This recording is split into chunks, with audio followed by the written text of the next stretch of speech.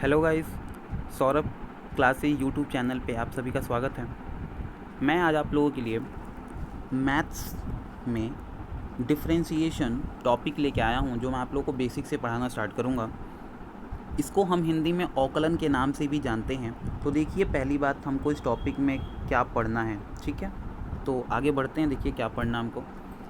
पहली बात, इस जो भी फंक्शंस होते हैं उसका डिफरेंशिएशन ऑफ फंक्शन क्या होता है। पहली बात तो हमको फार्मूला पता होना चाहिए, कौन कौन से फार्मूला बेस्ड क्वेश्चन आते हैं, और इसमें मैक्सिमम फार्मूला बेस्ड ही क्वेश्चन होंगे आप लोगों के लिए, ठीक है। तो पहली बात हम देखेंगे कि फंक्शन हमारा क्या क्या होता है, फिर उसका डिफरेंशिएशन क्या क्या होता है। तो पहली बात हम अपना फंक्शन देखते हैं। पहला हमारा जो फंक्शन है x to the power n। जब x to the power function हमारा n है तो इसका जो डिफरेंशिएशन ऑफ फंक्शन होता है वो होता है n(x(n-1), n(x(n-1). ओके, तो देखिए ये कैसे बनता है। जो इसका पावर है, x का जो पावर है n, x का जो पावर है n, वो क्या होता है, x का कोफिशिएंट बन जाता है, और फिर जो उसका पावर n है उसमें से 1 माइनस हो जाता है, तो ये इसका डिफरेंशिएशन ऑफ फंक्शन बन जाता है। Got it? ओके, फिर नेक्स्ट देखते हैं e to the power x। e to the power x जो फंक्शन होता है, इसका डिफरेंशिएशन ऑफ फंक्शन भी सेम ही होता है, इसमें कोई चेंजेस नहीं होते। सो ये बहुत इजी है। फिर आते हैं log x के बारे में। log x देख लेते हैं। log x का क्या होता है? log x का होता है 1/x। जो भी log होगा उसका होता है 1/x, ठीक है। तो ये भी आप लोगों को आसानी समझ में आ गया। फिर देखते हैं, अब हम थोड़ा सा ट्रिग्नोमेट्रिक जितने भी रेशियो जितने भी हमारे पास sin x है, cos x है, tan x है, cos x है, cosec x है, sec x है, cot x है, इनकी डिफरेंशिएशन ऑफ फंक्शंस क्या होती हैं ये हम देखेंगे। तो sin x का होता है हमारे पास क्या होता है, cos x होता है, बहुत ही ईजी है। cos x का होता है minus sin x, tan x का होता है sec स्क्वायर x, ठीक है। तो ये बहुत आसान सा फॉर्मूला है जिसको आप आसानी से याद कर सकते हैं। इसको फॉर्मूलाज को रटने की कोई ज़रूरत नहीं है। आप जब क्वेश्चंस करोगे ना तो उसी टाइम पे आप इस टाइप के क्वेश्चंस को आसानी से कर सकते हो और ऑटोमेटिकली याद हो जाता है। फिर आता है कांस्टेंट k। कांस्टेंट k का जो डिफरेंशिएशन ऑफ फंक्शन होता है वो 0 होता है। कांस्टेंट k का मतलब होता है, जैसे मान लीजिए कोई न्यूमेरिकल वैल्यू है, 4 है, 8 है, 100 है, ये सारी की सारी कांस्टेंट वैल्यूज़ होती हैं, कोई चेंज तो हो नहीं सकती। तो इसका जो डिफरेंशिएशन ऑफ फंक्शन होता है वो क्या होता है, 0 होता है। ओके, सो आप लोगों को उम्मीद करता हूँ कि आप लोगों को ये डिफरेंशिएशन ऑफ फंक्शन वाली चीज़ें समझ में आई होंगी। फिर मैं आप लोगों को नेक्स्ट टॉपिक पे ले चलता हूँ और वहाँ से आप लोगों को क्वेश्चंस में कुछ कराऊंगा। और मैं जो आप लोग क्वेश्चंस कराऊंगा उसमें मैं आप लोगों को x to the power n के टाइप के क्वेश्चंस कराऊंगा, जिसमें आप लोगों को पता चलेगा किस टाइप के क्वेश्चंस को कैसे कर सकते हैं इस टाइप के क्वेश्चंस को। फिर हम देखेंगे, आगे बढ़ेंगे, ठीक है। फिर देखते हैं, आगे बढ़ते हैं और करते हैं। फिर देखते हैं फर्स्ट क्वेश्चन इसका क्या है और कैसे हमको अटेम्प्ट करना चाहिए इस टाइप के क्वेश्चन को। Okay, so let's go for the first question. Okay, so देखिए यहाँ पे आपका जो क्वेश्चन दिया हुआ है, बोला है कि find the derivatives of F Y. ये फंक्शन हमारा है एफ वाई जो है Y to the power 5 minus 5y³ plus 2y upon में y³। इसको हमको क्या करना है, डेरिवेटिव्स करना है इसका, ठीक है। डिफरेंशिएशन करना है मुझे इसका, ओके। सो देखते हैं कैसे करेंगे इसको हम, ठीक है।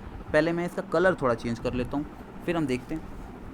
पहली बात, हम इसको ऐसे लिख सकते हैं, जो हमारा फंक्शन है एफ वाई, इसको हम कैसे लिख सकते हैं, देखिए आप लोग, y to the power 5 upon में y to the power cube लिख सकते हैं, कोई दिक्कत नहीं, माइनस 5y³ अपॉन में y का क्यूब, कोई दिक्कत नहीं, प्लस का 2y अपॉन में y का क्यूब। ओके, ये चीज़ें तो आप लोग को पता है हम कैसे लिख सकते हैं। मैंने अलग अलग पूरे के पूरे मैंने इस क्वेश्चन को ही पूरा अलग अलग बांट दिया मैंने, ठीक है। मैंने अलग अलग फ्रैक्शंस करके इसको बांट दिए। फिर इसको हम करेंगे कैसे। पहली बात देखिए, y³ है, ये y³, ये यहाँ पे 3 है, ये 5 है, तो ये कट के आ जाएगा यहाँ पे 2। ये y का क्यूब है, ये y का क्यूब है, ये कट जाएगा पूरा। ये y का क्यूब, y 1 है, यहाँ पे 3 है, तो यहाँ बच जाएगा क्या, 2। तो अब देखिए इसके बाद हम इसको कैसे करेंगे, ठीक है। तो अब पहली बात देखिए, ये जो हमारा फंक्शन है एफ वाई, ठीक, एफ वाई हमारा अभी क्या बन के आया है, देखिए यहाँ पे क्या बन के आया, ये y का स्क्वायर बन के आया। ये हमारा जो क्या बन के आया, -5, क्योंकि y से y³ और y³ कट गया था यहाँ पे, प्लस यहाँ पे y का स्क्वायर बचा है, मैं इस y को स्क्वायर को ऊपर लेके जा रहा हूँ, नोमिनेटर बना रहा हूँ। नोमिनेटर बनाऊँगा तो अगर y का स्क्वायर है तो ये हो जाएगा y पे -2। सिंपल सी बात है, ठीक है।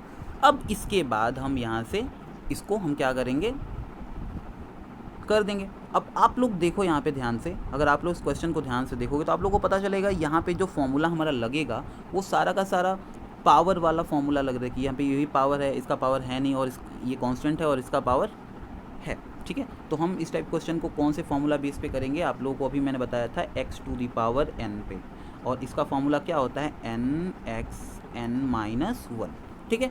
तो अब हम इसको करते हैं। तो यहाँ से देखिए y का स्क्वायर का फॉर्मूला क्या हो जाएगा, देखिए 2, मैंने बताया था कि इसका जो पावर होता है वो कोफिशिएंट y का कोफिशिएंट हो जाएगा। तो यहाँ पे 2y और ये 2 - 1 हो गया। मैंने बताया था कि पावर में से 1 माइनस करते हैं, -5 का क्या हो जाएगा, कांस्टेंट है, इसका क्या हो जाएगा 0, हमने पढ़ा था।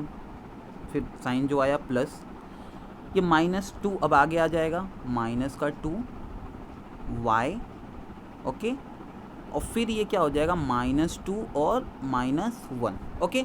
इतनी बात समझ में आई। आगे फिर बढ़ते हैं, हम इसको करते हैं, एक लाइन में और हो जाएगा ये हमारा पूरा पूरा क्वेश्चन। देखिए क्या बोल रहा है, 2y 2 - 1 = 1, फिर 2y, ये -0 ख़त्म। अब यहाँ से देखिए ये क्या बन रहा है, पहली बात प्लस, ये है -2y, और ये -2 और -1 -3, ओके। तो ये -3 बन गया। इतनी बात समझ में आई। इसके बाद हम एक लाइन में और इसको कर सकते हैं। फिर ये देखिए क्या हो जाएगा, 2y प्लस माइनस 2y पे ऊपर क्या आ जाएगा, -3, ओके। और ये हमारा पूरा का पूरा डेरिवेटिव यहाँ से सॉल्व हो गया। तो ये हमारा, यही हमारा क्या हुआ, डेरिवेटिव का आंसर आ गया। कि अगर हम इसको इस प्रकार से करेंगे तो आपको कोई दिक्कत नहीं होगी, आप किसी भी क्वेश्चंस को आसानी से कर सकते हो। आप लोग देखो मैंने क्या किया, इसका डेरिवेटिव्स निकाला, y पे 5 था, मैंने इसको अलग अलग फ्रैक्शंस में बांट दिया, y⁵ अपॉन में y³ -5y³ अपॉन में y³ प्लस 2y अपॉन में y³। मैंने इसको कट कर दिया, y³, यह 5 था, 3 से 3 कट गया तो यहाँ पे 2 बचा, यहाँ से y कट गया, फिर यहाँ पे y था और यहाँ पे 3 था, तो एक y से एक y कटेगा, 2y बचेगा।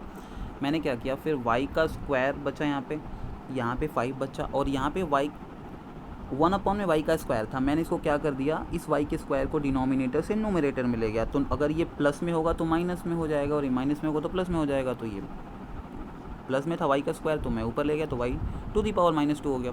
फिर इसके बाद मैंने आपको बताया कि हम फॉर्मूला कौन यूज़ करेंगे, x⁴n का फॉर्मूला यूज़ करेंगे, और ये फॉर्मूला क्या होता है, nxn-1। और जब nxn-1 ये फॉर्मूला होता है, फिर हमने यहाँ से फॉर्मूला रखना स्टार्ट कर दिया। देखिए y का स्क्वायर है तो 2y 2 - 1 हो गया, 5 का क्या हो गया 0, और y⁻² का क्या होगा, -2 पहले आ गया, -2 पहले आ गया, और -2 - 1 हो गया। यहाँ से 2y 2 - 1 = 1 लिखने की कोई ज़रूरत नहीं है, -2y और -2 और -1 = -3, और यहाँ से 2y माइनस, यहाँ से क्या बचा 2y - 2y ⁻³ और ये हमारा क्वेश्चन यहाँ से क्या हो गया, पूरा का पूरा सॉल्व हो गया। तो आप लोग बताना कि आप लोग को ये क्वेश्चन समझ में आया कि नहीं, ओके।